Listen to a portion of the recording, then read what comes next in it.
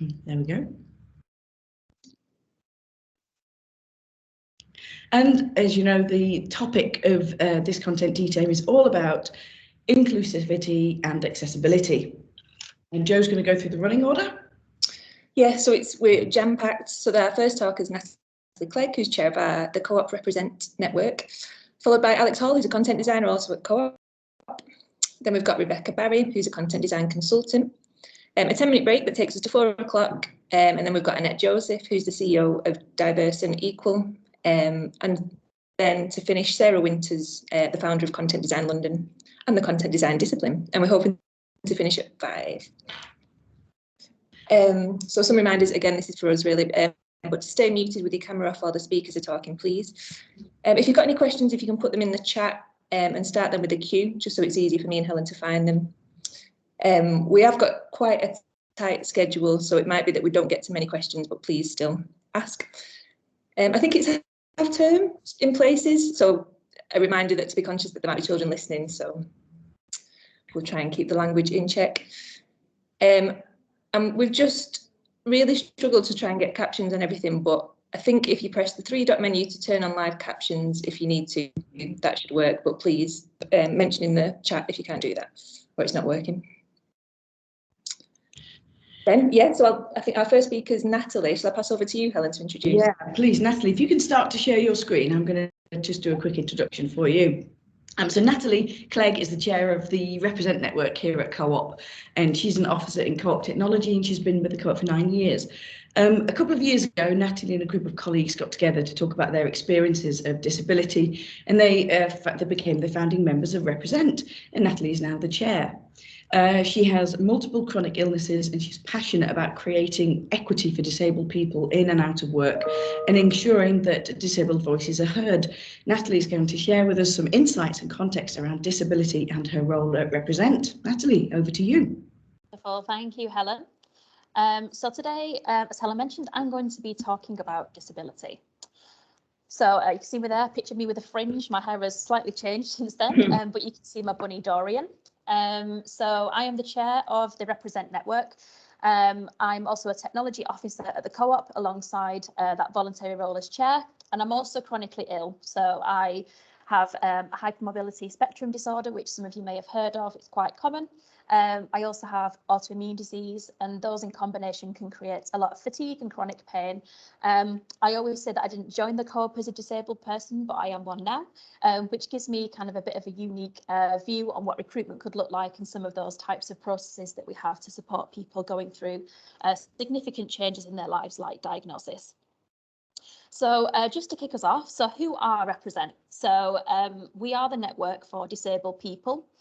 So that means we support people who live with experiences of disability, but we also support people who have experience of disability in the sense that they may be a parent or a carer of somebody that's disabled. We also welcome non-disabled people as allies because we recognise that together we create positive change and can influence the things that we need to see happen in our society and workplace as well. Part of our vision really for the network is that we celebrate difference, remove physical and attitudinal barriers, and provide support and opportunities to colleagues who need them. So the key question really is, why is disability inclusion so important? So you can see I popped some stats on this slide, which really paints a picture of the current socioeconomic kind of situation in the UK right now. I won't read through those in detail, but I will talk more generally if you want to have a read of those whilst I'm talking. So there is a significant proportion of the population which are disabled. So in terms of working age, that's around 19% of people. When you look at the older demographics, so around kind of retirement age and upwards, that increases to about, I think it's 45%. Not many people realise just how many disabled people there are in the UK, and the fact that disability spans all types of communities, whether that's different minority communities or majority communities, but it does create additional barriers, particularly where there are intersectional identities going on for an individual. Life costs more to be disabled, and I think that's something a lot of people don't realise. So On average, as you can see on the slide, people who are disabled earn 15% less per hour than somebody who is not a disabled person. And that's if someone is lucky enough to be employed. There are a huge amount of disabled people in the UK who are not in employment, even though they want to be. And that can be with perceptions of ableism, or that someone is just too difficult to be employed because of the adjustments they may need. And some people just find that too overwhelming and think it's easier to hire someone who is not disabled. There is significant misunderstanding around disability. So as I just mentioned there, we have ableism running through our society, and I will get more into that in a little while. But as a whole, disability is deprioritised in our society, and it's generally not seen as something that is up there as something to tackle. It's kind of pushed to one side. And disability generally is kind of seen as a bit of a dirty word, which we are really trying hard in Represent to make a U-turn on. I'll get into a little bit more detail in a little while around how our society isn't built for disabled people, but fundamentally accessibility is an afterthought. I've been reading some stats this week around the Central Digital and Data Office, who've been doing some research around government and public sector websites. 99% of those were not compliant with accessibility guidelines. And that information is some of our most basic information that people need to access as a population. So the fact that so many people are excluded is really concerning, but also it gives us insight into, well, what else out there is not accessible for people. Also, societally, attitudes are quite poor around disability, and that stems from years of prejudice. But it means then we have a real lack of access, we've got misrepresentation, such as things in the media. I think once you start to realise that's happening, you can really pick up on it as you see things. But this affects how people are thought about, how they're communicated with, how they are treated, and how they are prepared for. So you may remember late last year for COP26, there was a lady who was a wheelchair user who was left outside for 2 hours because nobody had thought about how someone needing accessible entrances was going to get there and get into the building. So I think when we start thinking and looking around what's happening in our society, it's quite shocking. So I like to ask this question and put it out there of what is a disability? So only 70% of our disabled community are actually born with theirs. And we often, well, always see the sign of a wheelchair user, which depicts what disability is, disabled entrances, accessible entrances, etc. But actually only 5 to 7% of the disabled population use a wheelchair. And that isn't full time either. And actually, when we think about disability, it's actually all of these things and more. So that includes things like long-term health conditions, chronic illnesses, neurodiversity, such as autism or dyslexia or dyspraxia. There are lots of things which create an environment around somebody that means that things that they need to access are more difficult, and they have prejudice in the things that they experience and the people that they come into contact with. There is so much that we could talk about in this, but I'm going to move us on because we could be here all day, and I know we've got not very much time to go through this section of the event today. So I'm not going to go too deep into this, but please feel free to do some further research yourself if you do find this interesting. So disability can be a really isolating experience for people. And we talk about the medical model and the social model to really emphasise the impact on individuals by the society around them. We prefer in Represent to use the social model because actually we see disability inclusion as a societal responsibility to make sure those people feel included, are catered for, are supported by anything and everything that we do, whether that's products, services, processes, systems. The trouble with the medical model is it suggests that the problem is with that individual and that they are broken and need fixing. But actually, when we think about the social model, the problem is actually the disabling society around them. And when we think about this, we can really start to see how systemically we need to fundamentally change so many things to make sure that people have the access and the support that they need. Great examples around the circle that you can see on the slide there, things like inaccessible transport, lack of access to buildings, the social exclusion and segregation that goes on in the disabled community. When we think back to COVID, what's they called, like COVID events that we had, the updates on the TV, we didn't have sign language interpreters at those events. So how were we expecting people who speak BSL to be able to interpret what was being said and the instructions that we were giving to them? There's also something called medical gaslighting, which goes on quite significantly in our NHS system. Personally, for me, that was definitely an experience that I've had. It took me 18 years to be diagnosed with one of my chronic illnesses, despite the fact that I saw professional after professional, and I was given reasons such as being female for the things I was experiencing, but actually it was because I have a chronic illness.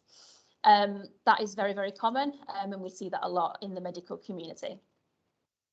There is also data out there to show that, for example, around 65% of organisations haven't tested their websites with actual disabled people. So the assumption that people can use those services and products is probably quite naive. So there is so much that impacts people in our day-to-day society. And that is things like access to fundamental needs and rights, but also around things like the e-commerce landscape. And actually, there's a huge amount of money that disabled people have to spend. There's a lot of stats out there if you want to go read more about the purple pound. And I would definitely encourage you to do that, because actually starting to think about the spending power of the disabled community really opens up some doors for a lot of different organisations. So representation matters. And the Represent network, but also me personally, use the term disabled people. And relating back to that social model, we are disabled by the environment around us and its physical, attitudinal, communication and societal barriers. There are a lot of things at play, and actually, you know, disabled, like I said at the start, is not a dirty word, and nor is it something to be ashamed of. It's an identity first language around being disabled and taking back what our identity is. And that is absolutely okay. You will also hear sometimes the phrase people with disabilities, but actually it feels a bit more powerful to say disabled woman or disabled person, for example. So that's why we choose to use that within Represent. We know that language is impactful and the words we use are so important. And a lot of the training I'm doing across the co-op is around how respectful we can and should be around disability, and the impact we have on others is absolutely critical to making sure that people feel included and supported. I think a big thing for me as well is that accessibility is a human issue. This isn't only for disabled people, accessibility, but it does impact disabled people significantly.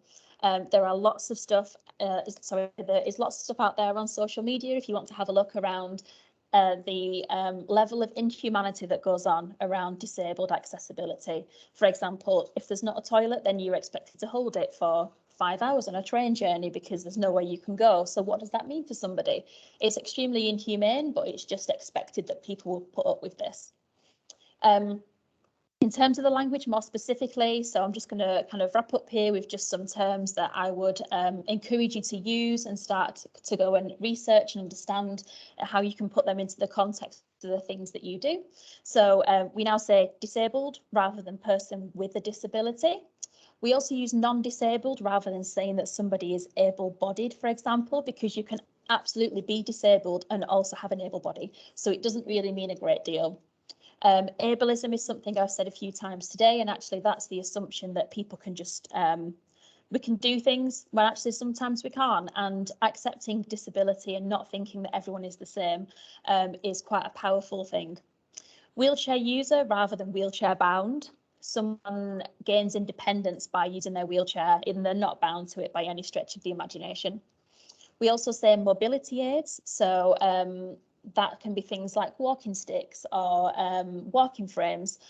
Usually people don't expect younger people to use those, so I use walking sticks and crutches and often get stared at, but they're very normal and it's what helps me get out and about.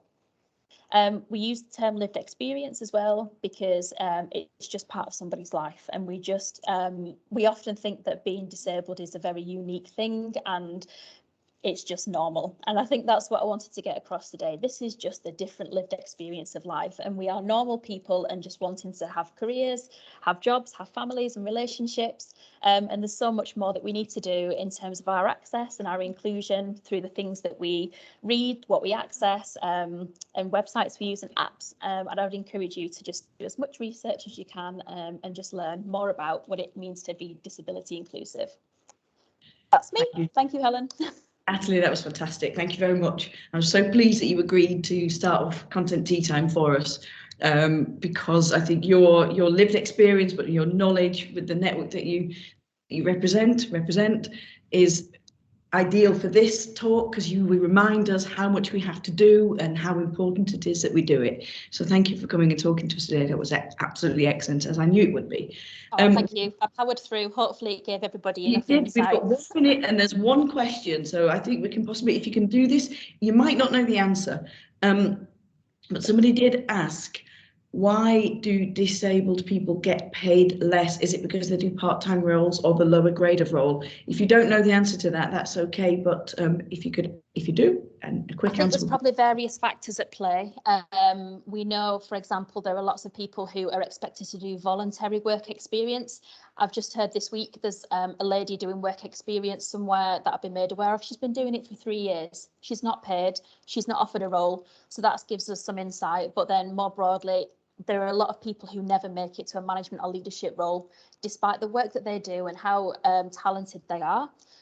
So there's lots of factors at play, but in some places it may be that they just have a different rate of pay to others. But certainly in the society that we see, the part of society that we see, there's a lot of lack of progression, shall we say, and something needs to be done about that. Thank you very much. Thank you. Jo, over to Alex. Thanks so much. And thanks, Natalie, that was amazing. Alex, you've got no slides, is that right? Yeah, I'm just going to speak, if that's cool with everyone. Yeah. I'll just do a quick introduction, if that's all right. Sure, So, yeah, thank you. Alex is a content strategist and designer working at Co-op. He's recently helped to develop and launch the Co-op Experience Library, which is Co-op's reinvention of the design system. He lives in Preston and can usually be found watching a band or climbing a hill. And I've had the pleasure of working with Alex over the last 6 or 7 months in the Experience Library, and he's just such a joy to work with and a total accessibility advocate. So yeah, chuffed to welcome Alex. Thanks, Alex. Thanks very much, Jo. Yeah, good afternoon, everyone. Yeah, so recently I've been working a lot on guidelines and documentation for our designers at Co-op. And it's been really interesting how clearly most of our guidelines and kind of good practices around design and content have accessibility and inclusivity reasons behind them. But when we talk about accessible and inclusive design, we use these terms quite interchangeably. So I want to kind of talk a bit more broadly about these ideas. So, we spend less time talking about what these things mean and how they're dependent on each other particularly. So, I know people often come to events like this and say, but what do we mean by X? And I apologize, I'm going to do a little bit of that for just a moment. So I think it's reasonable to say that broadly, accessible means people can use it. Inclusive means it's for as many people as possible. And I think we really need to bring in diversity and equity as ideas that are useful here too. So diversity as a genuinely wide range of people with different backgrounds being involved at all levels from the inception to the using of the thing. We need to get to that range of input and experience. And equity is maybe the one that, we hear about the least. It might even be the most important one though. I see that as kind of being about having fair outcomes for as many people as possible and, people actually having a stake in the thing. So it doesn't mean that we all get the exact same experience, which I don't think is really possible, but we should get the same things out of the service. I'm sure, maybe people challenge some of those definitions, they're rough definitions, but they give a sense of how these things are dependent on and support each other. You don't really fully get one without the others. Lots of services only do some of these things, but without all of them, is it really inclusion? I don't think it really goes far enough. So if, as a small example, a podcast charges extra money for transcripts, then maybe that's technically accessible because a transcript is available. but it's not inclusive because it's turning accessibility into a premium feature. And those sorts of things happen a lot, you know. Something can meet all of the guidelines for accessibility, but not be very inclusive. It can't just be this kind of box ticking exercise, you know. So we know that for disabled people, things generally cost more, take longer. Natalie just spoke really well about all of that and gave us really great context for, you know, how society is for disabled people. So it's not just about whether something technically or hypothetically can be used by someone, but whether they're allowed to participate, whether they get the same outcomes, whether people like them have been involved in the decision making that, you know, led up to creating the thing. Design and communication are political. It's power dynamics, it's policies, it's where funding goes and does not go, it's who gets to do what, how much time and headspace it takes from them, and who gets what outcomes. We're making choices about these things every time we design, build, and communicate something. And most of us are aware, I would think, of, you know, the barriers, the unfair treatment, the burdens placed on disabled people, either through our own experience or that of somebody close to us. So, you know, it's less about the why and more about the how do we change it. And instead of treating inclusion like some kind of separate divine mission off over there that, you know, we're such great people for doing, we need to work to make this the default, the standard. You know, quite often I see people say, like, we never talk about inaccessible design or that's excluding people. You know, we talk about accessible and inclusive design as separate.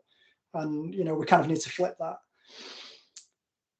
So recently I've been really interested in the work people like Sophia Parker and Cassie Robinson are doing at Joseph Rowntree Foundation on emerging futures. And they, along with a lot of other really great people and organisations, are talking about something they call social imagination and how we need to develop a practice of radically reimagining how society could be. So they bring this idea of imagination into theories of change, which I think is really amazing because it's about, you know, how can you change something if you can't imagine it ever being any different, you know? So I found that really kind of inspiring, and I think we can start to imagine a future where accessibility, inclusivity, diversity, equity, these are all built in, they're intentional, you know, and their dependence on each other and their support of each other is kind of understood and considered. All of this can start to feel a bit overwhelming. And that's because it is, you know, we're talking about a big change in systems, cultures, and mindsets. We're talking about challenging ableism and other prejudices in ourselves, in our organisations, in our communities. It's really easy to look at design justice and social justice and say, like, where they overlap, and say, wow, this is too big. I can't do anything about this, you know. I'm not suggesting that, you know, you personally have to fix everything, only that we all have to start. And many of you already have started, you know, and that's great. And how can we continue to spread and deepen that work? You know, there are things that we can do. Talk to one person, make one thing a bit better, start talking openly about these issues, recognise disabled people and other marginalised communities as, you know, cultural and political identities within their own expertise and experience and that have their own practices. We can start talking and thinking about equitable outcomes. What does that look like in your team, your service, your organisation? Be willing to ask the tough questions like, who is this not for? And who are we willing to exclude? Start thinking about a wider range of factors than just, is this thing pretty much usable? So for example, socioeconomic factors, you know, is this thing affordable and for who? Think about what you could put in place to help your content, your workplace, your community shift mindset and culture to accessibility, inclusivity, diversity, and equity being the default. Hire disabled people and other marginalized groups into all types of roles. So, you know, not just like often the diversity team or, you know, but into all kinds of roles.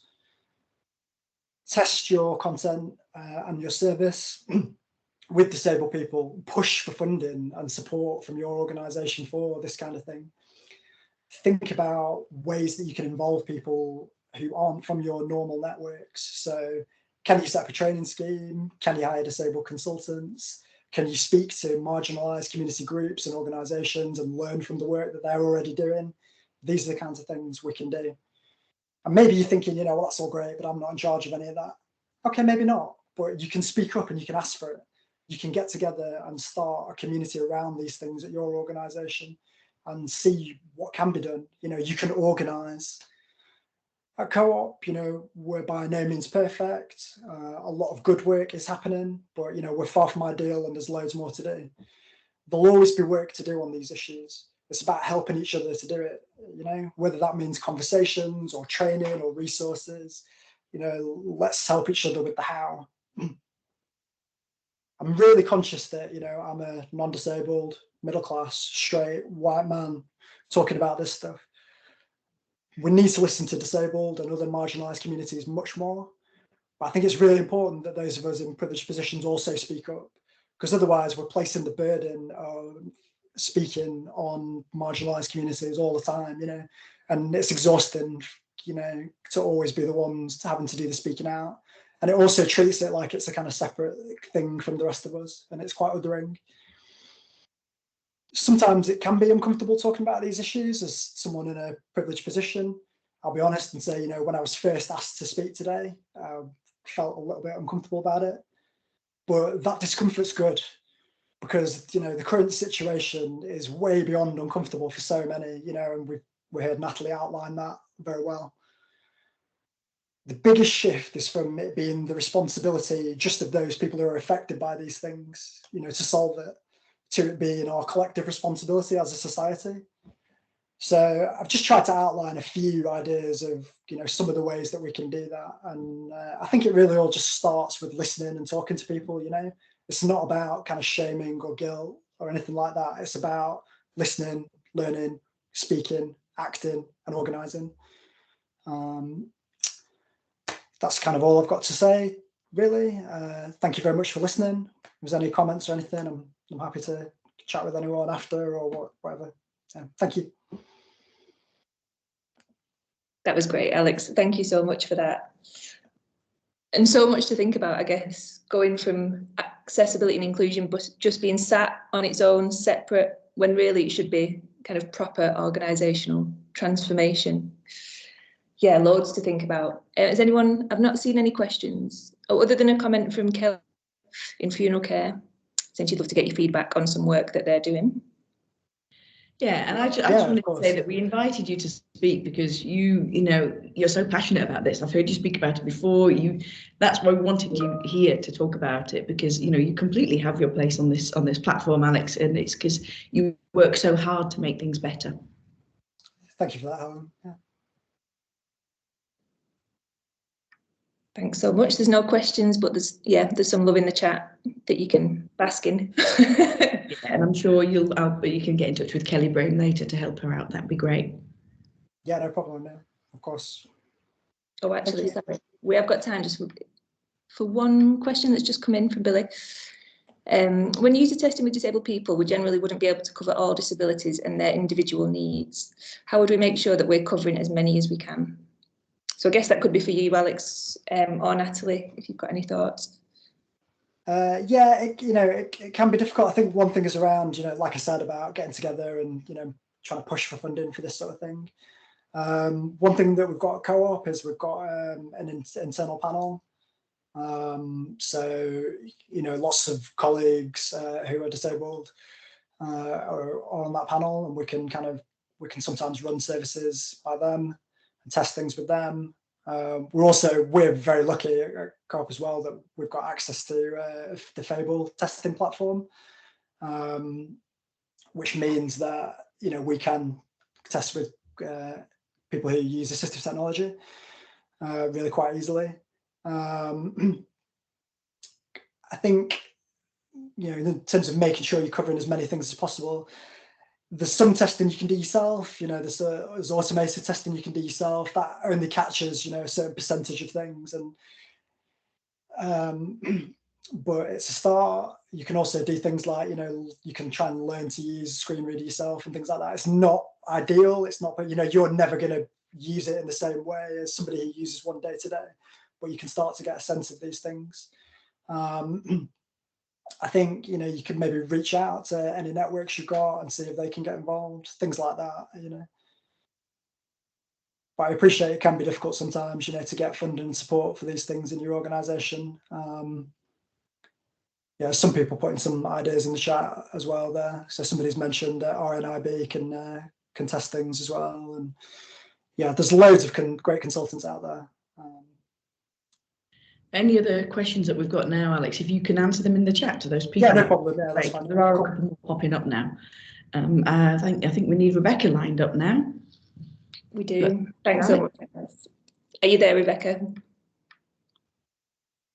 Yes, Hi. I'm here. Hello, can you hear me? We can, yes. Do you want to start sharing your slides and I'll do a quick introduction? Yeah. Lovely. So Rebecca Barrett is a content design and strategy consultant. She's writing a book at the moment on inclusive and accessible content design that will be published this year. Rebecca spent about 10 years working for charities, including Step Change, Gingerbread and Citizens Advice, focusing on benefits specifically. She's worked with many government departments, including DWP, where she worked on health and disability related benefits. Thanks for joining us, Rebecca. Hiya. Hello. We can see your slides. Right. Is that working? It is, but if you want to do slide, just press the slideshow button at the top, then it'll fill our screen. Top right, next to share. But you don't have to. It does say it's doing it. Just get cracking. We can see them. Okay, fine. Okay, so we're going from zooming out to zooming in very close here. So I'm going to be talking about designing content for people with ADHD. So at the moment, I'm writing a book about how to design content that's accessible and inclusive. And as part of that, I've looked at a few specific conditions and what we can do in content design to create content that works well for that user group. And I was going to talk today about neurodiversity as a whole, covering autism and dyslexia and ADHD in particular, but it's way too much. So I'm zooming right in with just talking about ADHD today.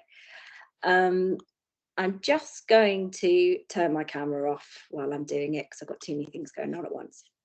So I'm going to be talking about how we design content for people with ADHD. So ADHD is attention deficit hyperactivity disorder, which can manifest through having difficulty concentrating and hyperactivity and acting impulsively.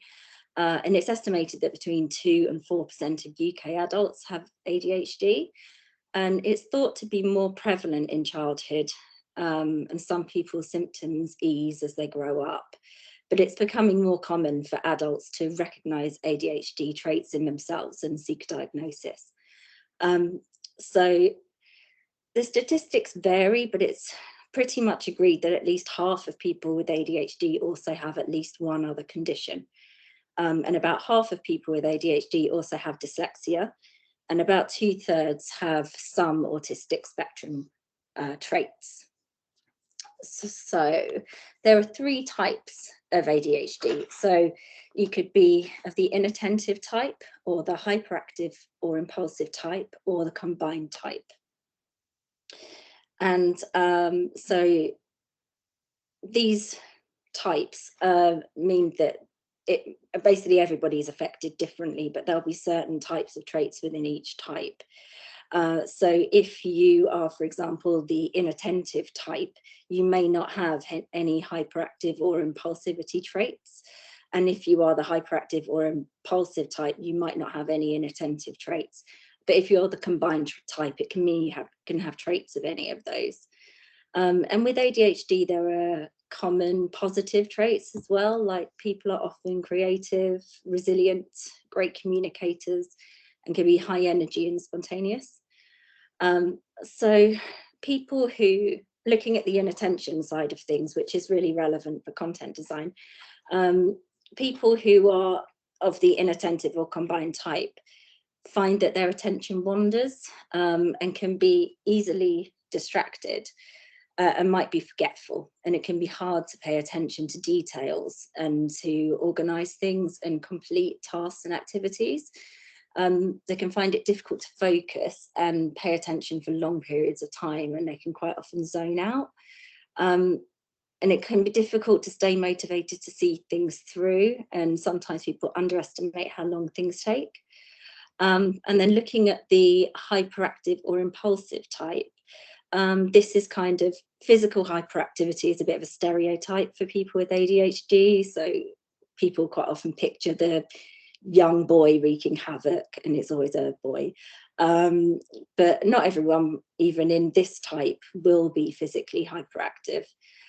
Some people will just have traits around impulsiveness.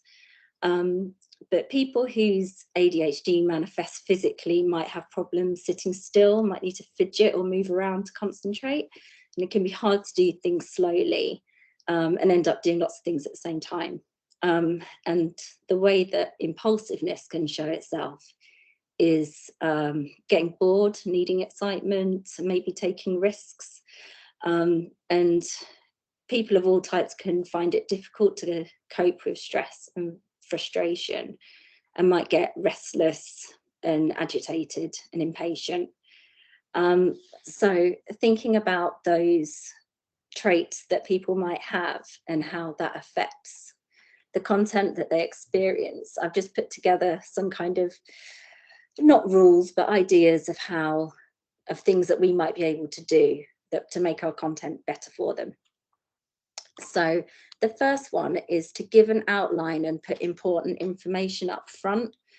What I've found from my research and speaking to people is that it's really helpful for people to have an outline so they know what's coming and they know what's covered up front. So putting important information first can alleviate the problem of missing something further down if they're distracted, or that they've made assumptions about having all the information they need nearer the beginning. So that can alleviate some problems. And the second point is to use clear, concise sentences and paragraphs. So some people can get overwhelmed with too much information and lose interest quickly if the content doesn't get to the point. And this is particularly relevant to think about the fact that more than half of people with ADHD will also have a different condition. So, for example, all those significant minority of people who have dyslexia and ADHD, that's one of those things where things like breaking down text is really important. The next point is using plain language. So it's important to use the plainest and most obvious words and explanations. And that's to try to avoid people assuming that something has a different meaning if they're hurrying or if they're distracted. And the next point is to give clear steps and instructions. And it's great to break instructions and procedures down into clear steps.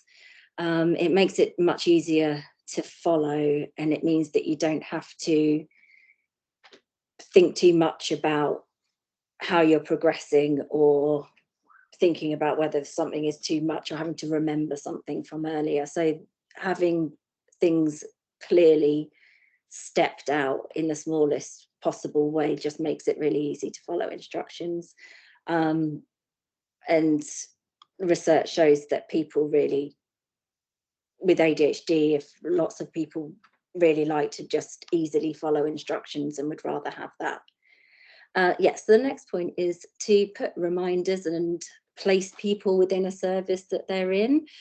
So if you were designing a service or explaining a procedure, it's really helpful to know where you are in that process or that service.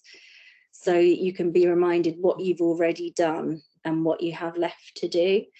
So for processes or services that you can't do in one go and there's some kind of offline element, it's important that people can choose whether they can receive notifications when they have to do something and that you're not expecting people to remember things, which is the next point, which is don't expect people to remember things. So whether it's a task that someone has to do as part of a service or concepts that we're explaining in content, don't expect people to remember what's not in front of them. So this can apply to things like acronyms and abbreviations. So the common convention, which I hate, about only saying what it is once, when you first mention an acronym or an abbreviation, you kind of spell it out once and then assume that people remember it the next time, which isn't great. You shouldn't expect people to remember anything, and just spell it out each time in that particular example. So the last point is avoid all unnecessary visual distraction on the page. So lots of people with ADHD can have things like notifications going off, for example, can really just distract you away. So anything on screen that isn't necessary or might pull attention away, just don't have it there. So for example, things like having links in the middle of text, that could just pull someone away from what they were trying to do. So it's better, for example, to put links at the end where people can make an informed decision about whether they want to go and do that. Whereas lots of people will get distracted by something, like, for example, like I will just press every button and not read content. So just don't pull people away when they're trying to complete a task, or it's just getting in the way of what they're trying to do. So that's just a quick rundown of those 7 points, which is give an outline and put the important information first. Use clear, concise sentences and paragraphs. Use plain language. Give clear steps and instructions. Put reminders and placement within services. Don't expect people to remember things, and avoid all unnecessary visual distraction. And that's that. So thank you. If anyone has any questions. Thank you, Rebecca. That was great. It was really useful. We do have a question for you from Marianne, and she's asking, is there any kind of content that works better for people with ADHD? For example, would video be easier to maintain their concentration, or does that make it harder? Do you have any ideas? I don't think there's one answer to that, because everybody is different. I think that people should be given choices about how they, this is for, I mean, I'm writing about a few different conditions, but basically in every scenario, people should be given choices about how they consume content. And so for some people, a video might be much better for them. And for some people, they wouldn't want that and they would just find that annoying. It's completely individual. So I think the important thing is choice. Yeah, great. And a lot of the things that I think were mentioned in there are also good, solid content tea time. Sorry, not content tea time, but content design principles and rules as well. Things that we should live for. Excellent. Does anybody else have any questions or anything? There's lots of love for you in the chat, Rebecca. That's really brilliant. Thank you. And when does your book come out? I don't know yet. Well, when it does, please let us know. Linda, you've got your hand up. If you want to unmute, you can ask a question. Yeah, sorry, I do have a question because I actually do quite a bit of instructional design. And, you know, if one of the principles is don't expect people to remember something, but in fact, they need to remember something, is there like any guiding rules about how to do that effectively? So I'm not sure what you mean. Well, like, you know, if you're designing a course and if in order to complete the course, you have to take a quiz. How do you make sure that the things that need to be remembered? That's a very interesting question. I suppose that's about designing learning, isn't it? Yeah. Which is definitely not my area. I think it's probably about making sure that you're not asking people to, I don't know, that you're making sure that people understand what they're being asked, maybe. Okay. That I suppose in the cases that it might be that people just need things like to not be timed, for example, that comes up a lot. So if there are other ways of taking away the pressures of that situation within a course, maybe. Okay. I don't think there's an easy answer to that one, because in some situations you just have to remember, because that's what you're doing. All right. Thank you. Thank you. Well, we're going to take a short break now, and we will be back at 4 p.m. So go and refresh yourselves, and we'll see you shortly. See you then. Thanks, everyone.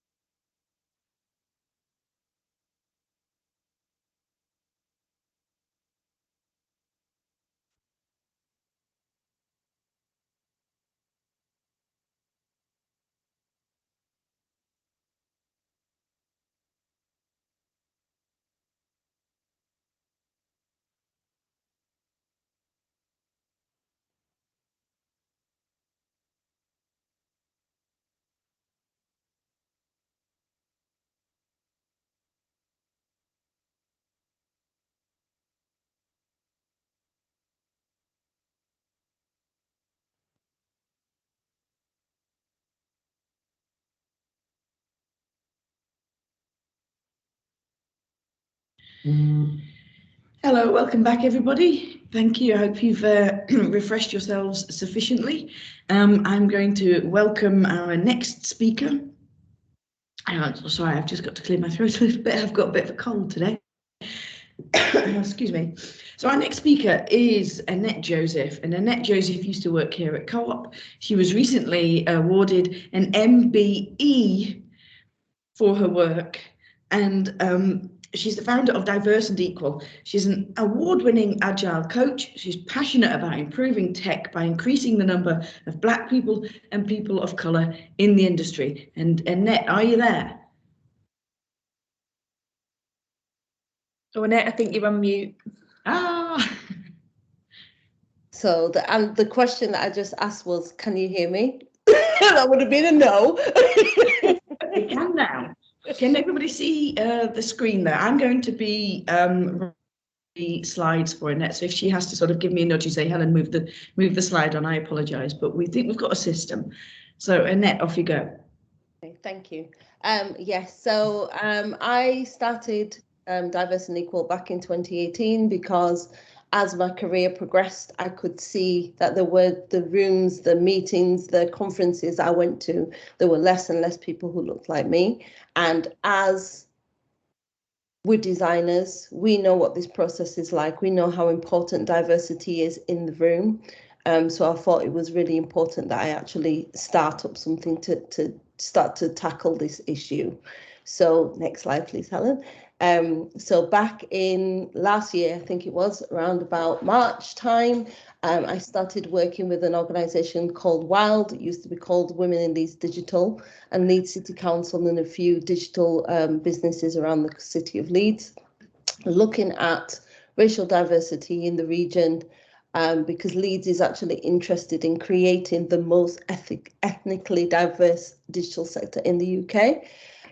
So we decided that we were going to do this piece of work. It's kind of similar to a couple of pieces of work that I've done before, one actually at the Co-op, and then one with the Responsible Tech Collective. So today we're going to have a quick review through that presentation, talk about some of the results, some of the outcomes, and then talk about what you can specifically do as content designers to change the status quo.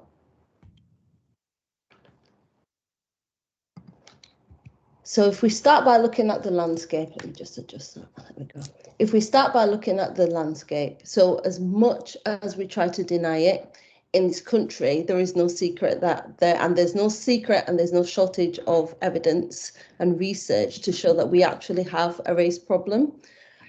So we look at the ethnicity pay gap, we look at people of all professions being paid less, we look at the number of people of colour on boards, we look at stop and search, we look at health inequalities. It's pretty much all the way throughout our society.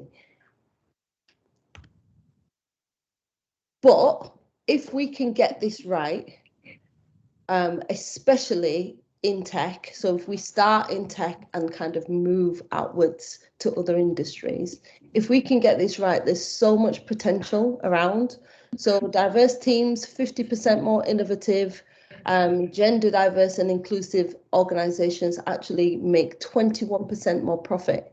And when we add ethnic diversity to that mix, that goes to 35% more profit. And it's not just important for business, it's important for society too. So the McGregor-Smith review found that the potential benefit to the UK economy from full representation of BME individuals across the labour market through improved participation and progression is estimated to be £24 billion a year, which represents 1.3% of GDP. So let's dig a little bit into the research. So the first thing is we wanted to make sure that people understood that BAME is not an effective way to measure outcomes for people. It assumes that every person of colour has the same experiences and that is just not the case. So looking at Leeds in particular, there are 140 ethnic groups in Leeds, and at least 130 of them came under the category of BAME. So it's not really a good way to measure things. So in this research, we broke down the different ethnic groups and discovered vast disparities in their experiences. So before we go like any further into the research, I'll talk about the cause and the effects and things that we found. There's probably a question about why we focused on race and ethnicity. So race and ethnicity is the only special characteristic that intersects every other special characteristic.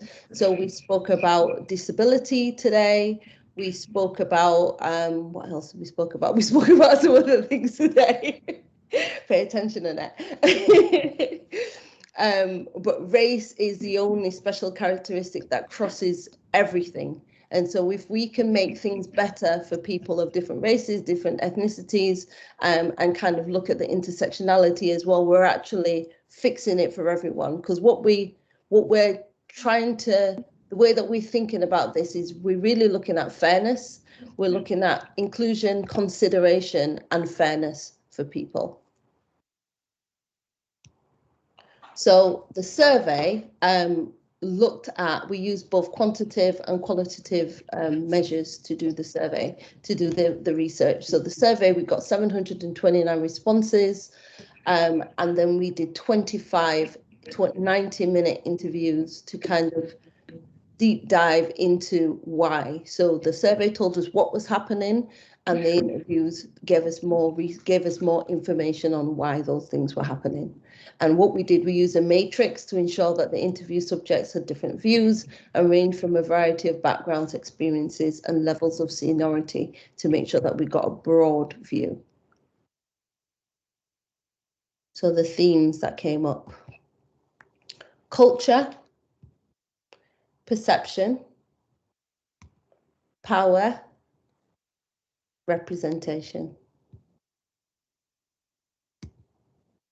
So there's a lot of research being done on this topic, and it's mostly focused on the effects of inequality. So lack of diversity in the talent pipeline, lack of representation on boards and in senior management. But we are problem solvers at heart, so we were keen to unearth the root causes of ethnic inequalities in the workplace, using the survey to discover the what and the interviews to unearth the why. And what we found were nuanced, intertwined, interlinking patterns of cause and effects. I'll pause for a little bit here so you can take this in before we go into more detail.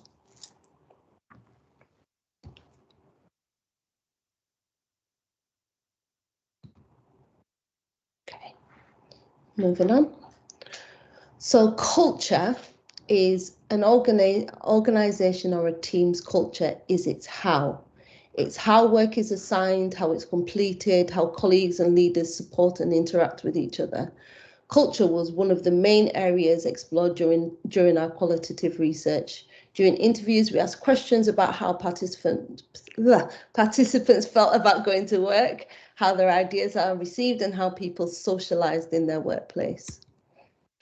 The link between culture, inclusivity, and belonging became very apparent through the interviews. The more inclusive an organization's culture was, the more people felt that they belonged there, regardless of their characteristics. The inverse was also true. Perception is linked to an organization's why. It runs alongside the prevailing narrative of the organization, and it's at the root of decisions pertaining to value and allocation of resources. Stereotypical views held of people of colour often mean that they are viewed as needing to be helped in order to carry out their roles, despite plenty of evidence to the contrary.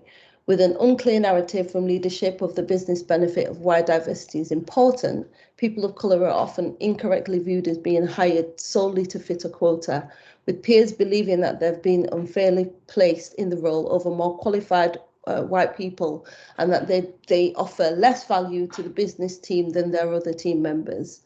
This in turn results in behaviour that interferes with their progression, their retention, and then their overall well-being. Examining the output from the qualitative research led us to explore the dynamic of power. What is prioritised and invested in is determined by power. Where power sits in an organisation is clearly visible through structure and through outcomes. The ability to impact lasting change is integral to a person's sense of self. Inability to make a difference results in people not engaging. We saw patterns of accepting microaggressions, extreme workloads, and being passed over for promotion without challenge just to fit in. This inability to shield themselves from negative outcomes and behaviours has a harmful effect on employees' sense of self and well-being. And then lastly, representation. So demographic distribution at leadership that it reflects the team or the organisation and wider area. This is key to who has the ability to make decisions and affect lasting change. A lack of representation, especially in leadership, happens as a consequence of non-inclusive culture, poor perceptions of the business benefit of diversity, and unequal power. One of the strongest themes that emerged throughout both surveys and interview was how the reality of the glass ceiling played out for people of colour. Representation at senior level was seen as a key measure of whether an organisation took diversity seriously or if it was just a tick box ticking exercise. So how does this relate to content design? The interlinking patterns of cause and effect are all important to consider in content. Today, we're going to speak specifically about the role narrative plays in perception and how the work you do as content designers can be used as a powerful tool toward a more equitable society. Alex gave some really good starters earlier. I thought he'd been looking at my slides, actually. Have you been cheating, Alex? But I'll add a few more here. So many of you will be involved in projects that are for the general public. Understand that although we are more similar than we realise, culture plays a huge part in users' needs. Create using diverse teams, but if you're not doing that, at least make sure test subjects are representative. Don't use BAME when you're user testing. Speak to people from different backgrounds, as many as you can possibly get. If they're not in the team, make sure you go out and speak to people, because you will. People have different experiences and will access services differently according to their culture and their ethnicity. As we know, people create tech. So today, I'm asking you to take personal responsibility in this learning journey. As human beings, we all are programmed to prefer people who are like us. It's in our makeup. We should actively be challenging our biases at every step. Our whole education system, the media, pretty much every system in our society is based on the myth that white is better. As a Black person growing up in this country, even though I grew up around lots of remarkable Black people being beautiful human beings and doing amazing things, I believe this. Part of the reason is because of how we're taught that Black people contributed nothing to civilization other than our labour. My view started to change after I left school, and I really started learning the unedited world history and Black people's prominent role in that. So look up the Songhai Empire, the library at Timbuktu, Mansa Musa, the 1884 Scrabble for Africa, the 1919 race riots in Liverpool, the Windrush generation, for stories from history that you've probably never even heard of. And these are just the tip of the iceberg, but it's a great place to start. Check in with yourself. So this journey can be difficult to come to terms with, because it means that everything we've been taught needs to shift on its axis. This requires bravery, it requires patience, and it requires self-care. Question your motives. Listen to the voice in your head that comes up when you learn something that goes against what you think you already know. There will be a range of emotions, but courage means parking those thoughts, being gentle with yourself, and continuing to learn anyway with an open mind. Self-care is important while doing this work. As leaders, because that's what we are in this field, no matter what your job description is, the products and services we build dictate how society runs. We have a responsibility to all of our users, intended and otherwise, to create products and services that are ethical, in that they uplift and that they do no harm. So out of the Leeds research, there were 9 recommendations at the end. So I'll give a link at the end. It's downloadable. You can have a look at it. It's been downloaded over 200 times already. And we, at the end of it, we had 9 recommendations. And I haven't gone through them because they kind of more talk about diversity in the workplace, rather than the output, rather than the work that we're doing. But this one I feel is really important to highlight. So rethink the word racism. So let's take the charge out of the word racism and understand what it is and what it isn't. We have this view that racism is pointy hats, it's swastikas or burning crosses on the lawn, or some rage-filled man screaming the N-word in someone's face. That is racism, but that's the easy type. It's easy to spot, it's easy to manage, it's easy to label, but in the labeling, it's also a disservice because when the word is approached, that label is the first thing that comes to mind. Consequently, people's defenses back up, and the word becomes an attack on the perpetrator's character, which must be defended at all costs, often to the detriment of the person who is the victim of racism. Racism is not good people versus bad. Racism is simply prejudice with power. That's all it is. And it's often difficult to pinpoint in the moment, but it is visible through actions and outcomes. Pointing out racism is not an attack on character. Before lockdown, I experienced racism most days in subtle ways. The assumption of dishonesty, being paid less than my peers, being blocked for promotion because I was assumed to be aggressive. It's the racism that we discussed at the beginning that results in negative outcomes for people of colour. By me pointing out these things, it was automatically seen as an attack. And in my experiences, like those we interviewed, well, let's say they weren't pleasant. The reaction and the outcomes would have been different if the initial reaction wasn't viewed as an attack. So we all know the power of people in this process.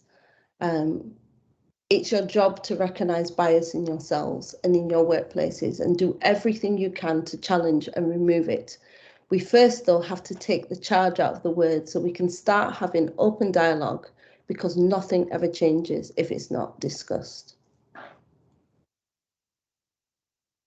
You can be the change. And that's the link to the report. And that's me, finished.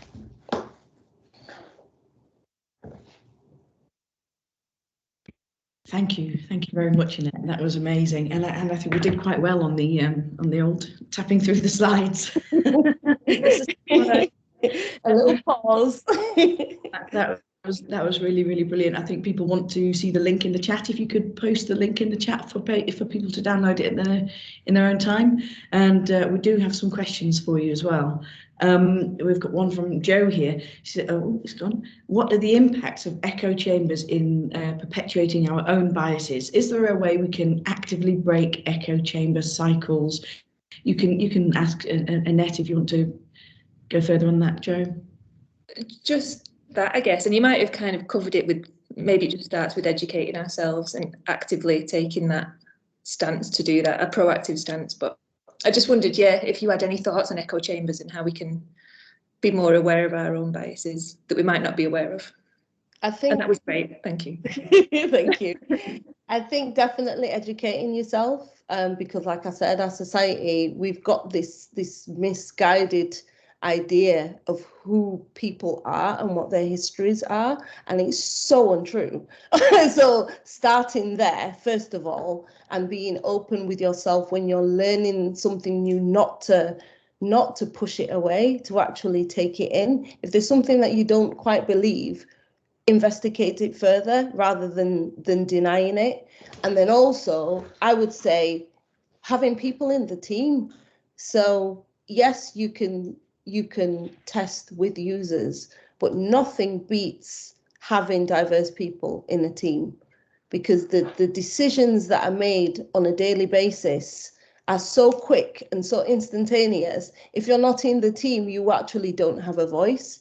That's why I'm doing what I'm doing, to try to get more people of colour and more people from underrepresented backgrounds into the tech industry, so that there's more of us to go around. Here's a question. When do you go to get your MBE? Oh, I don't know. I don't know. So because of COVID, the investitures have slowed down a little bit. So they're behind schedule. So I'm hoping it'll be summer, because then I won't have to wear a coat and I can wear something cute. And congratulations on that, by the way. I couldn't believe it when that news came out. That is absolutely superb. I think you are possibly the only person I know who's ever been awarded an MBE, who I know personally. So that is brilliant news. I think you've got quite you've got things that you could share with people that I think would help people understand and read about that history. And I don't know if you would mind if you've got a link easily that you could get, but I remember reading a blog post that you wrote shortly after the Windrush scandal took place, because of course that affected you and your family and your background. And if you've got that, if you could put that in, because that moved me to tears. If you've got that and you can post that into the chat for people to read, I think that would be really lovely. And there's lots of love for you here in the chat, Annette.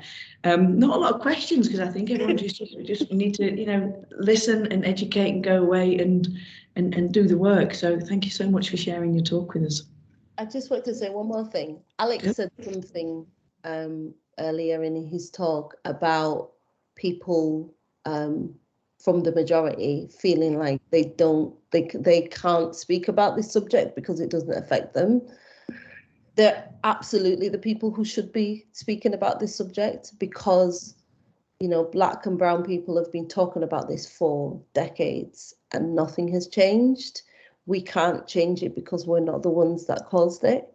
So it has to be the advocates and the allies that change this narrative and change this status quo. We can't do this by ourselves. The heavy lifting has to be done elsewhere. So. Yeah, thank you. There's somebody else who's asking if you could share that that other library, that list that was in your talk. If you can share that with everybody, that would be great. Yeah. But yeah, lots of love for you in the chat there. Thank you. Superb, thank you. I think I'm going to pass over to Jo now, who's going to introduce our next speaker. Thank you, and thanks, Annette. That was amazing. So our last speaker is Sarah Winters. Are you there, Sarah?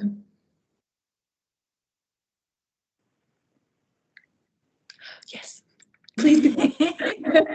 Yes, it works. Have you got some slides to share and I can do an intro for you all? I have. Give me 1 second. 1, 2, right. I'll do a quick intro while you share. As if you need an introduction, but Sarah Winters is the founder of Content Design London. In the early 2010s, Sarah Winters was Richards and her award-winning content team at GDS, the Government Digital Service, looked to user-centered design techniques to transform their content. The team used this new approach to set up a system of content design in the UK government's content, and without which a lot of us here probably wouldn't have jobs. So thank you, Sarah. After leaving GDS, Sarah took her knowledge and wrote the respected and highly popular Content Design, a book for anyone creating user-centered content. She also launched Content Design London to provide training and consultation in content strategy and content design for governments, charities and organisations in the UK and worldwide. And Sarah's, as we know, a respected in-demand speaker and shares her expertise to audiences at conferences, meetups and events globally. So we're really very thankful that you joined us today. Thanks, Sarah. Take it away. I actually can't see anything on my screen except my slides. Is that what you can see? We can see your head and the slides. And that's it. Awesome. Because I don't Yes. want you look at all my scrappy notes. Right. Hello. Yes, talking about inclusion, and that's all very lovely. I want to talk about some very specific exclusion today. Now, ordinarily, I would talk to you about, I don't know, some research that we're doing with stacks of facts and figures and all sorts, which I have got some of. but I want to talk to you about something that is very personal. So I want to talk to you about an experience that we had recently with my mum. That's my mum with my dog, when my dog was little. Couple of things about my mum then. She is 70. She's epileptic. She's been epileptic obviously since she was born. She does have seizures and it's quite severe. Managed by medication now, but doesn't mean that she never has seizures anymore. They're always kind of like arm's length away. When she was younger, they had some great kind of medical advancements. They used to make her eat raw liver and drink the blood, eat boiled sweets from morning till night, because I don't know. And at one point they made her wear special weighted shoes to deal with epilepsy. I'm not really sure why. Maybe they thought if she stood upright, she wouldn't have a seizure. I'm not really sure why. Either way, epilepsy has taken over her life since she was little. She is controlled by it because it's always here, and this is what I'm going to talk about mostly today. Other things you need to know for the context of this story: she wears glasses, she can't see anything up close, and she's widowed. Now, the reason that this is important, we lost my dad a few years ago, and he did everything. They were a couple of their generation. She stayed home, looked after the kids. Kids went to school, were generally a pain in the bum, obviously. And then she got a job, that sort of thing. But my dad took care of everything because he had to, which I will get to in a second. And my mum is in this situation where she was moving house. So just to put it into context, she's 70. She's leaving the house that she was in, my dad, and lost my dad in. She's extremely stressed, and she has medical conditions. Now, there is medical scientific proof that epilepsy is not triggered by a screen. However, my mum can spend 2 or 3 minutes at a time on a computer and 3 to 5 minutes on a phone. Now, I know there's scientific data saying it doesn't trigger epilepsy. All I can tell you is that she'll sit there, she'll get a headache, it will go straight to migraine, it will go straight to seizure.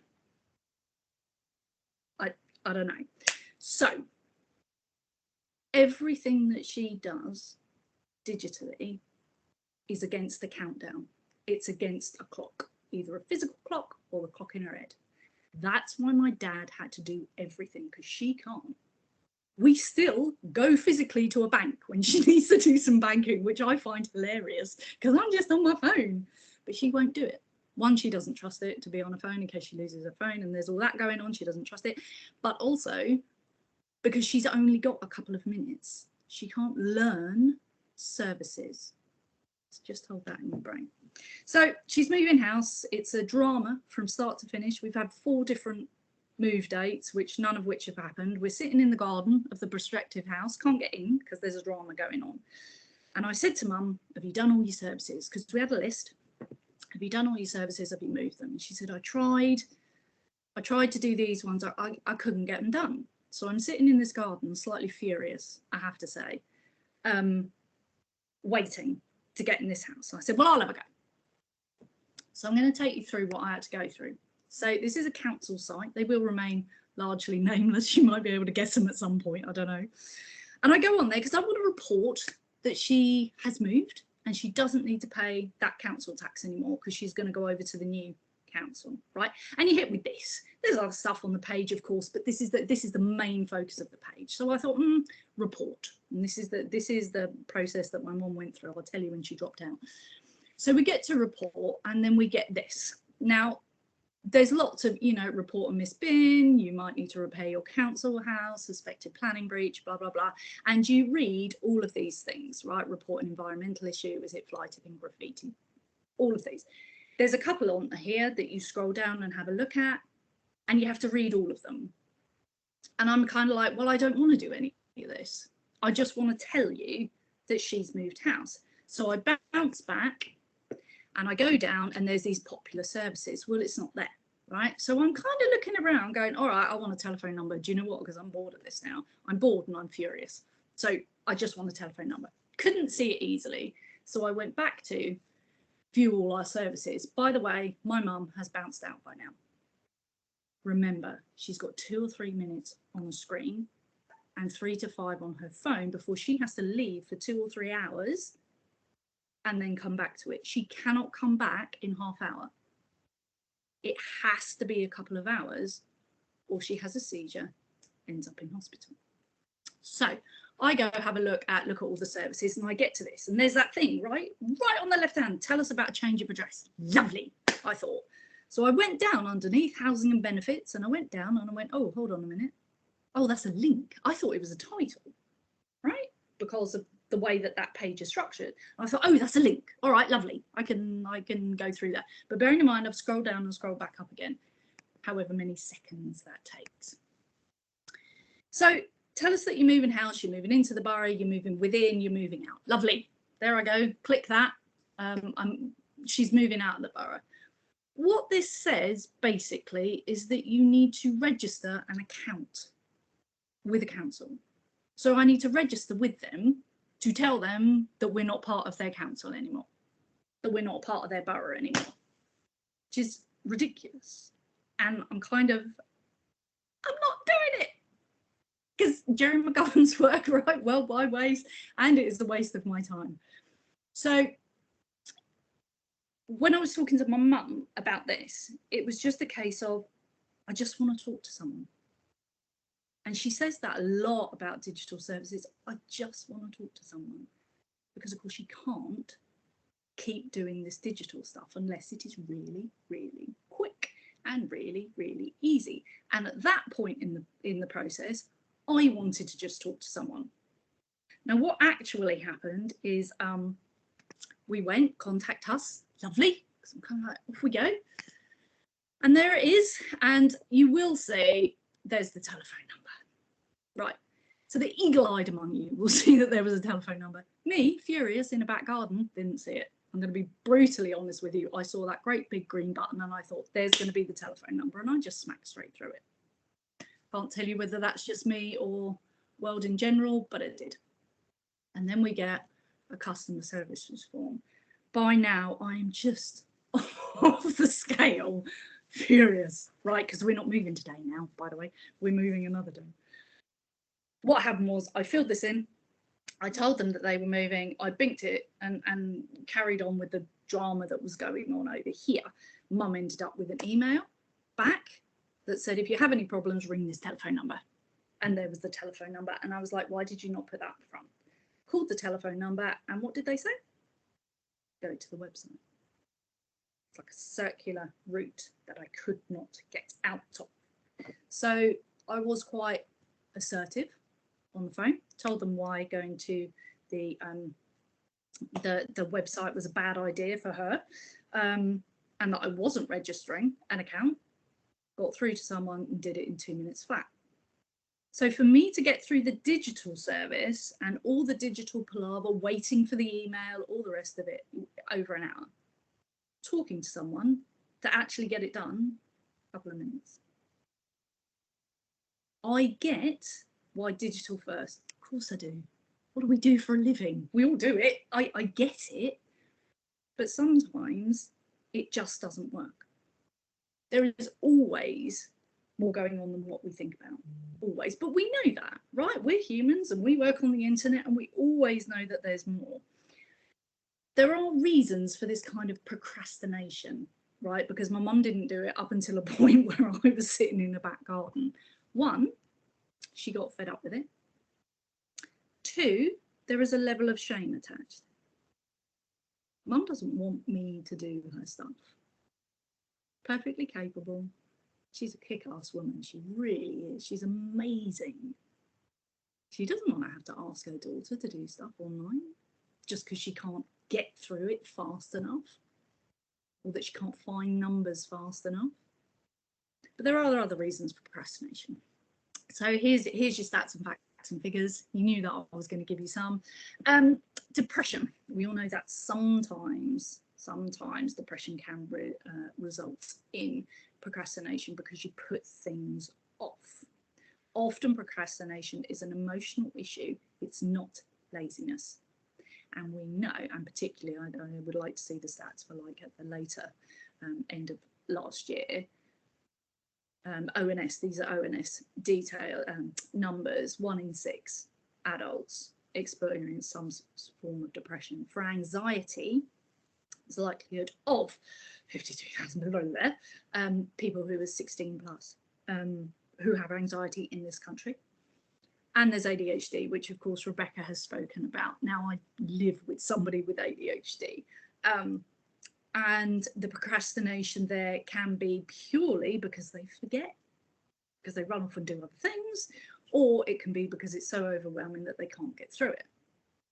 And that's kind of similar, to be honest, to what my mum was going through. There's so much going on, it's just like, I'll put it off, I'll put it off, I'll put it off.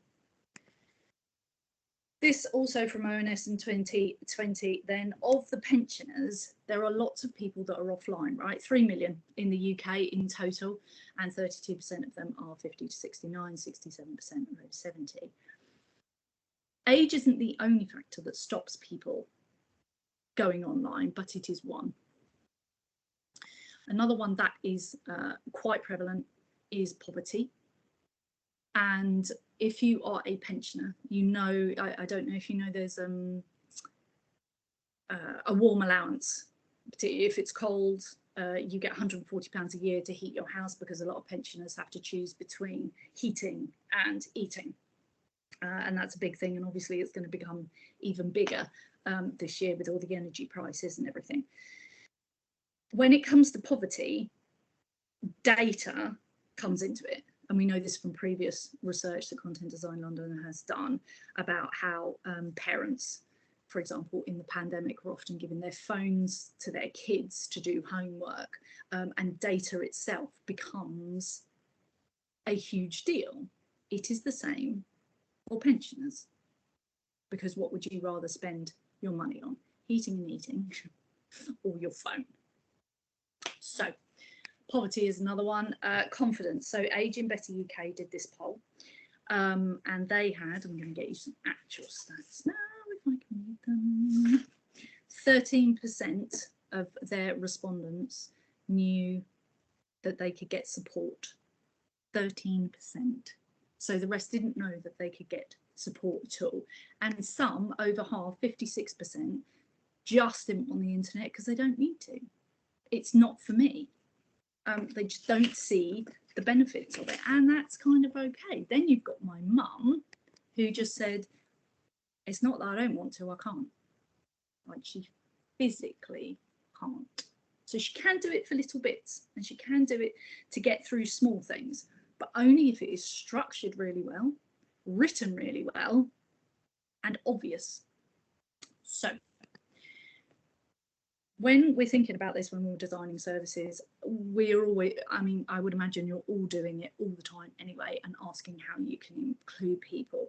This process has made me think about how I frame things, because, and the other speakers have said this today, like, we've got so much more that we can do. And so I was thinking I'm going to change it to specifically ask, how are we excluding people? Now, if you've already done this and you've changed from one to the other, can you get in touch? I would really be pleased to hear about your experience.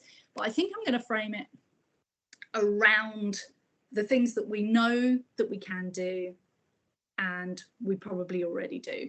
So the time services, again, Rebecca has mentioned this today, and include a save or return later function. Also remembering that on the structure of the page, you have to have strong context markers to help them remember what they were doing. If you remember, I don't know, what was the word or word this morning? If you do Quordle, what were the 4 words? I don't know, I can't remember. I've done so much today. Do you know what I mean? And that's the same for my mum. She does things, goes away, comes back, and then thinks, right, what have I done? And while she's looking at the screen, remember that timer is going down all the time about how long she can remain on that service. So have a save and return. Have links that look like link. Honestly, that title, I'm scrolling up, I'm scrolling down, and look, where is it going? Mum can't do that. She doesn't have the time. get to the point quickly, which we already all know and we all talk about all the time, and respect that people just want to talk to someone. I use the word respect consciously. It's not about understanding it. It's not about appreciating it. It's about respecting that they have a different view. Now, I realise I'm talking to a whole bunch of digital people and a whole bunch of content designers, and you do digital, and you do not, or perhaps do not have responsibility for the offline stuff. But when you're doing that journey mapping and pulling everybody else in from the organisation, if you can, that's the question about, right, what do we do if? What do we do if we know as content people that content will highlight the gaps, content will highlight the problems? So I think we need to be much more intentioned about it. Intentionable, it's not even a word, is it? When we're having these conversations, this is the kind of framing that I was talking about. I think I'm going to do it like this.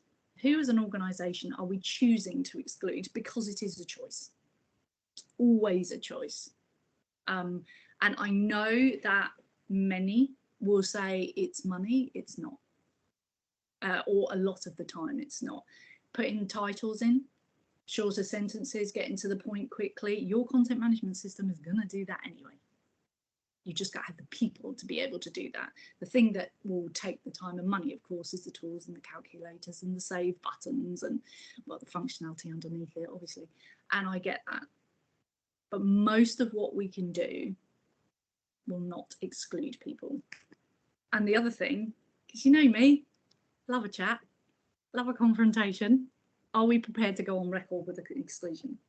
Are you prepared to go online and do a blog or a press release or whatever it is and say we are choosing to exclude these people because X, whatever it is? So, like I say, if you've already done this, let me know how it goes. We have conversations often on accessibility, usability and inclusion, but we generally don't frame it this way. So I think that we're going to start. I hope you don't mind my very personal story, but I did want to share the real world impacts of the stuff that we do on digital on the people who don't have access to digital, because a lot of your research companies will not have access to people like my mum. She's a silent majority. Age Better UK doesn't know that she exists. She won't be on any kind of research panel because she's not online. So that's all I have for you today. Thank you.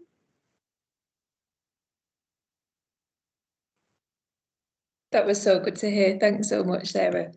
And such a novel thing to hear, I guess. Like these that are always hidden away from us, and we're just told that people know how to use these things, and it's such a good reminder that a lot of people don't, and we can't make those assumptions.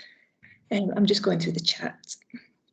I think there's also something about, I didn't say this, but there's something about, it's not that older people don't want to, and I think it's already been said today, we disable people with our design choices. Yeah, exactly. And a lot of people mirroring that, a lot of older people don't have relatives or friends they can rely on, like your mum did. And as soon as people do start relying on people, that's the point that they perhaps lose their dignity or a sense of independence. Yeah. Some really important stuff. We've got a question from Rosie, specifically about something you said, things that we can do in our digital services, about time limits. So we've got Rosie said they've got time limits for security reasons, and I'm sure a lot of us have come up against this, like timing people out after X amount of time. Yeah. What would you recommend to help someone remove? Oh no, so I'm reading this wrong. What would you recommend to remove timed services but also keep things secure? Ooh. Interesting. So I don't do any kind of code, so I'm just going to fess up to that right now. What I would say though is that you can just have the box come up if it is accessible saying you're about to get timed out, do you want some more time? It is the simplest thing that you can do, because people like my mum will go, yes, I need more time, or have that save and return functionality. again, that's it. That's all you kind of need. However, you might like to talk to someone who is a bit more of a dev, or a designer who will be able to answer that with something a little bit more technical. That just makes perfect sense, doesn't it? You're still here, you've not gone, you've not left the screen. Would you like some more time? You'd probably do that in person if somebody was filling a form in front of you, if they needed more time. Yeah. We have another question from Harsh, my friend Harsh. What if we use any assistive technology such as voiceover, where they don't have to look at the screen for long but can navigate around? Would that help? Interesting with that sort of thing. So I've tried to get mum to do it. I've tried to get her to do it, but she doesn't want to. I'm not sure if my mother is niche or not. I'm sure she's not. She wants to do things the way that other people do them. She's not a massive fan of tech, to be honest. She doesn't, when I like talk to the phone and I say, hey Siri, where's the car? Because I lose my car. Siri is about to tell me where my car is. Because I lose the car quite a lot. She's amazed by it. And just by that, and I was talking to her, you know, I've shown her how to do speech to text and all of that sort of thing, but she's not interested in that level of tech. She wants to do the things that she thinks everybody else can do. And going through the accessibility tools, it's fine for all of us, right? We can read about it and we can decide and we can learn and we can do this, that and the other. For somebody who's under huge amounts of stress, doesn't really care. Like I say, she's you know, 70, moved house, lost her husband, still grieving hugely. Learning to use accessible tech is just not a thing for her. So yeah, you're quite right. You're absolutely right. And thank you for this.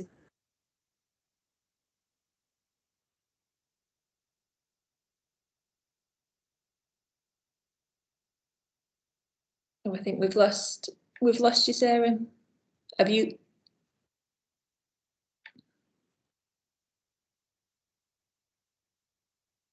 Is it just me, Helen? Have you? Oh, you're on mute, Helen. And for me too. I think we've lost her. I think we've lost Sarah.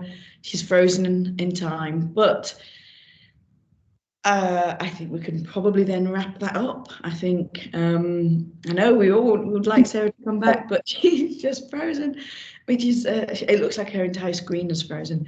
But I think we all agree that that was such a clever thing for her to use that personal story and share it with us to show us an example exactly of how these services are inaccessible and how important it is that we look at people with different situations.